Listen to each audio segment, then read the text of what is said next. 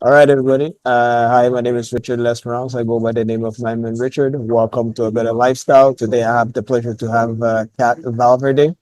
Welcome, Kat, to the podcast.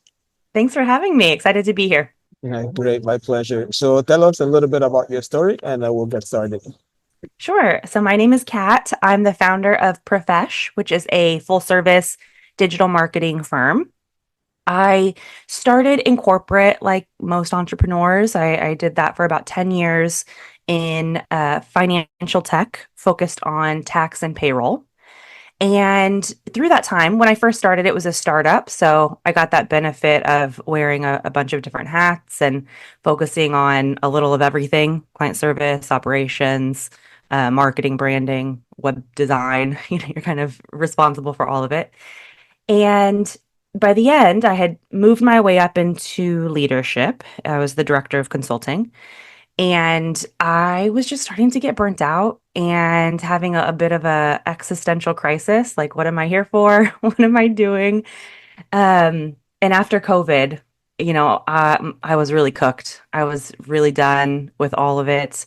I helped the team get through 2020 and 2021, but by the spring of 2022, I was really, really done. And my husband finally just convinced me, like, you know what? Just quit. Like, it's time.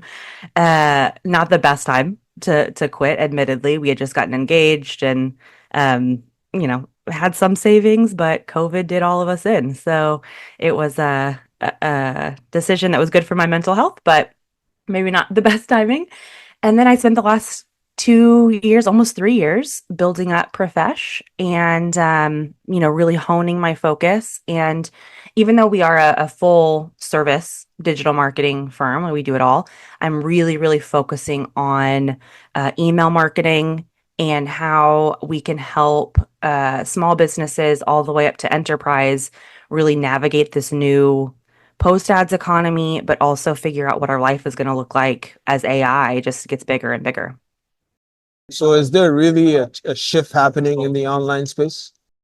Oh, for sure. I mean, most impactfully, you can talk to any entrepreneur or small business that's paying for ads, and they'll tell you they don't know what's going on, but something's happening. And basically, what we're seeing is, you know, we spend a lot of time in marketing helping clients who are using ads, whether that's Google or your socials, YouTube.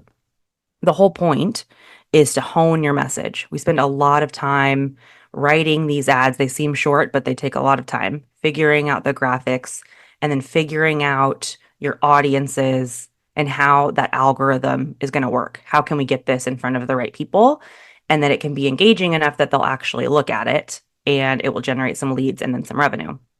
So we do that, it takes forever.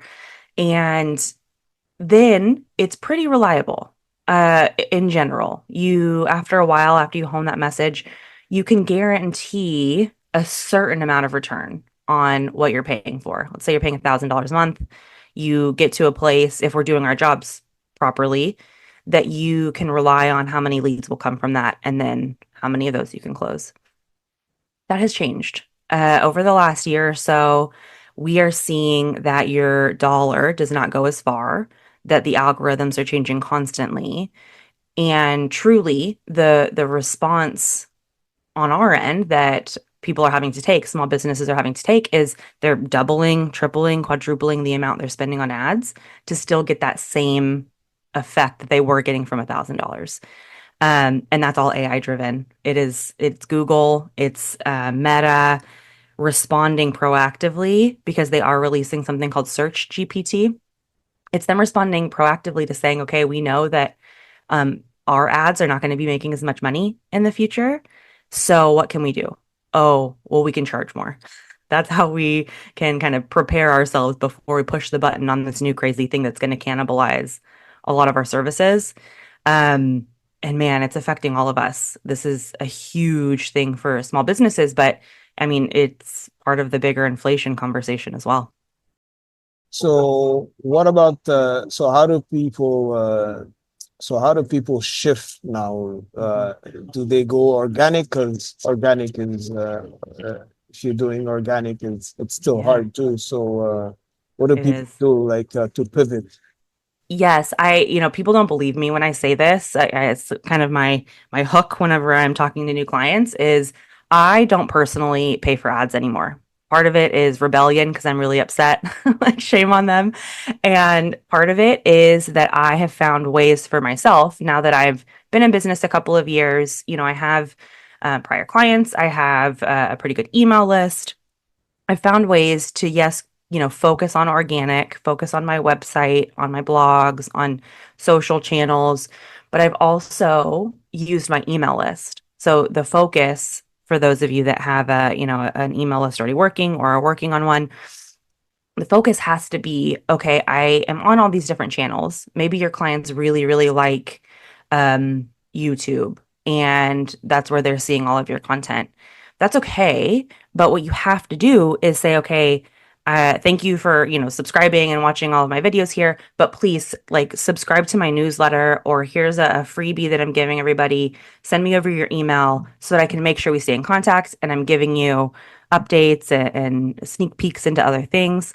You've got to move them off of platform so that you also, if YouTube decides to kick you off or charge you a crazy amount of money all of a sudden, if their model changes, which it probably will, you still have your whole audience there in your email list. And that's what I've been doing. I focus on, what I can control and what email lists I have. And that's how I stay in contact with my audience and continue, selling them on services, and learning about what they're going through. That's where we communicate as well. Does it go back to at least to the basic saying of what works for you? Because what works for somebody else might not work for you. Yeah, a little bit. I would say certainly we're not throwing out social channels, or if your ads are still working and you're still really happy with the return. So if you are still paying an amount that you're happy with and you're happy with the return you're getting from them, by all means, right? Like let's not stop for no reason. But what I will say is you don't want to be in a position where the tsunami has already hit you. And what we're seeing is the tsunami is coming. And so we need to diversify. And I think this does apply to everybody. And it also applies whether you're a product or a service focused entrepreneur or small business, or if you are an enterprise level, really large business, there are changes coming. And so the one thing that will apply is making sure you know what you can control. There's just so many things that we can't, and social platforms and things where you have to log in to somebody else's service to talk to your people. That's universal, that it puts you in a danger zone. So, you've got to start finding other ways if this happens and you get booted or you have to start from scratch, that you have a safety net and that you are able to talk to your audiences in other ways. They say I keep hearing saying people saying that we're in a influencer recession, like people are cutting back Yeah. on paying influencers. What's your take on that? And does that really work? Like when you work with influencers? Yeah, it kind of is that. That's a really good example to your last question. It works for some. Um, and it's a funny thing because we'll see it continue to change. Consumers are really smart. And I think that we are seeing some saturation because it's very obvious. Like influencers did have a really hot moment for a while, right? Where they were getting a lot of endorsements, and certainly larger brands are still doing quite well, I think, with influencers. But if you are someone still looking for name recognition and you're a little bit newer to the game, I'm seeing that influencers aren't having as big of an impact. I think just because we're all tired of ads, I think it goes hand in hand with, I'm seeing ads everywhere. I'm getting a million emails a day, a million spam calls a day. And now these influencers who I follow are also trying to sell me on things. It's this like glazed over, my eyes just glaze over as I see it. Um, but if it is working, do not stop. Like keep going if you're happy with the balance. But I do think we're continuing to see that we're all just tired. Like we're tired of being sold to, and that's another symptom of it.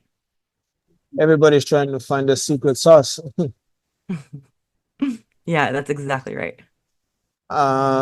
So with AI now, what's your take on that? How do you see this play out? Yes. So I alluded to this a little bit when I mentioned Search GPT.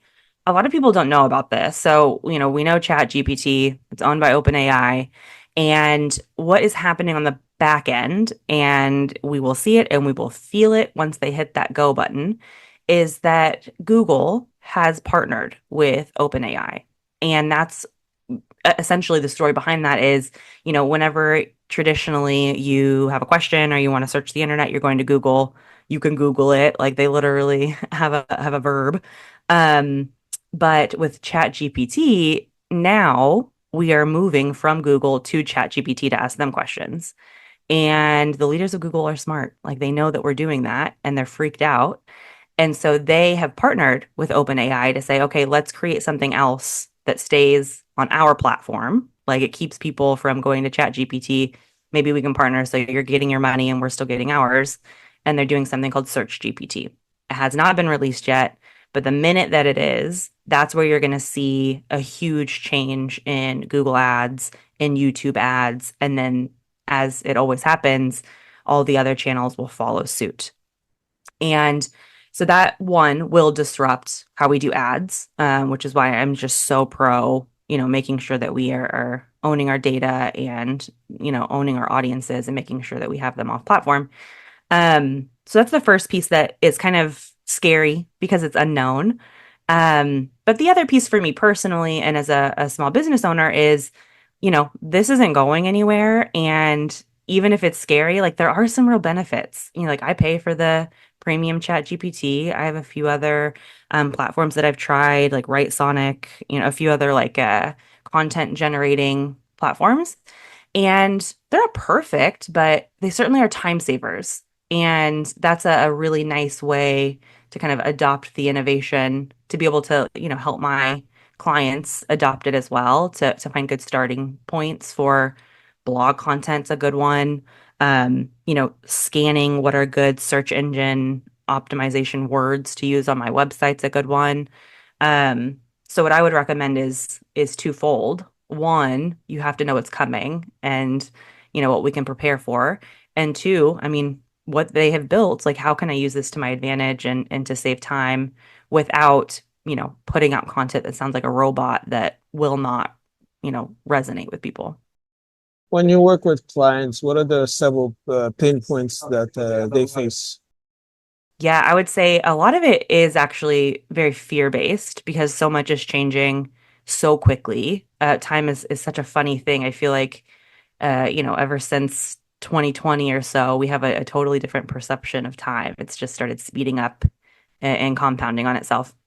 And so that's the big thing is they just don't know. None of us know what we don't know. And so it's this problem of how do we prepare for something that we don't exactly know how it is, what's it going to look like, right? Um, and so it's a lot of exercises where I am digging through clients' data, seeing where they're at, like how happy are their clients with how they're doing business now. Are there ways that we can proactively delight them and offer more services as we know things are constantly changing and maintaining our position in the market? And that quells fears. Um, and then a lot of, okay, if we're fearful and we're worried about market saturation, for example, is a big one, then what can we do to continue staying in contact with our audiences, keeping them, kind of warm, making sure our leads stay warm as a result without annoying them? And that balance is a big pain point, I think, for anybody. This isn't marketing specific. I think all of us are constantly worried about, like, sure, these best practices for how often you email people is one thing, but does that apply to my audience? Are they getting annoyed? What's going to happen if I don't email them? It's this like chicken and egg situation where you feel like you lose and you lose. And what I tell people is let's just try it quickly. Like if we want to test something out, emailing every day versus emailing, once a week. Let's try it really fast. Let's see what happens. Rip that band-aid. And then if it doesn't work, now we know. And we didn't waste too much time or too much money. What would you say? What are the strategies that you would have for people who want to scale the online thing? Yeah, I would say scaling is tricky and exciting, and the key will be doing it sustainably. And the question I ask myself constantly is, okay, if I, you know, got 50 clients overnight tomorrow, someone knocked on my door and said, here's 50 clients, congratulations. Could I handle it? Do the systems I have in place, the teams I have in place, are they ready for that? And being ready for that means I would be able to handle the 50 clients that they would leave happy. They wouldn't leave upset because that's not what you want. It's just going to destroy your business. And that's a good question that then leads you to go back and dig into, okay, what does my infrastructure look like? And that's going to be the key. Like, keep that in the back of your mind constantly whenever you are looking to scale or trying new growth strategies, is, making sure that when they work, because you will find something that works, that you're ready for it. Um, and then the second piece is data is everything. Like, if you are trying something, you have to track how it's doing. You have to go into it with goals in mind so that you know what a success is. If you try something new but you didn't think about, like, oh, well, what is good? What's a good number that I'm expecting versus a number I'm not happy with, then when you do get your numbers, you don't really know what to think of it. So it's a lot of planning and a lot of measuring, and then constantly thinking about the future. Like, you have to do it sustainably. So as we move forward now, what would be one main thing that you would like people to focus on or to remember in these times right now? Yes. Think about what you can control. What is it that you have control over, and something that you can do right now to help, whether that's quelling your fears, or if you're worrying about, market saturation or being able to scale. There's so many things that we can't control, especially, in tech and, being in a digital economy, but there are things that you can. And oftentimes those, feeling out of control is where we start to feel really stressed and worried. And for me, it's when I start to spiral, right? So my grounding practices are to pause, to breathe, to maybe, give my dog a little cuddle, and just to start thinking, like, okay, right in this minute, what do I have in my control? And nine times out of 10, that's going to be, for me, my clients, like, and my prior clients, people that have subscribed to me. It's my audience. I have access to them still. So it doesn't really matter what AI does. It doesn't really matter what new algorithms exist. I still am able to communicate and build leads and learn by directly communicating to my people. Do you think people should allow certain hours in the week, like to keep in touch with what's happening in the digital space for them to not be left behind? Definitely. I mean, it really is. I'm pretty, like, I like to nerd out about it anyway because it helps me then brainstorm what I'm going to do in the future. But subscribe to as many newsletters as you can, from as many places as you can. Crunchbase is a good one. I like to also subscribe to other, like, AI focused businesses. Hunter.io is a good one. None of these, I don't get a kickback from any of these, but just ones that I know are focusing on different AI tools. And then any other business I just think is interesting. If I find a Instagram account that I think, like, looks really nice and they have a good following, like, I will go find them even, and I'll subscribe to whatever they've got. Because one, it helps me stay up to date with the industry and helps me kind of brainstorm for myself. But two, it also is a really good way to see how other people are communicating. It's a really powerful tool to say, oh, this structure of this email, or what the message that they said, or the joke that they told, like, that was really something I hadn't thought about. So it's a good way to, keep fresh with the industry, and also, keep innovating for yourself. Where can people find you on social or the internet? Yes, the best way to find me, go to the website emailrevamp.com. There's a free pro bono quick workshop that I do there about your email lists. But then there's also a link that you can book a calendar event with me if you just want to chat. And then I'm on all the socials. You can find me on LinkedIn, Kat Valverde. You can find me on Instagram. I respond to all my DMs, so feel free to reach out there too.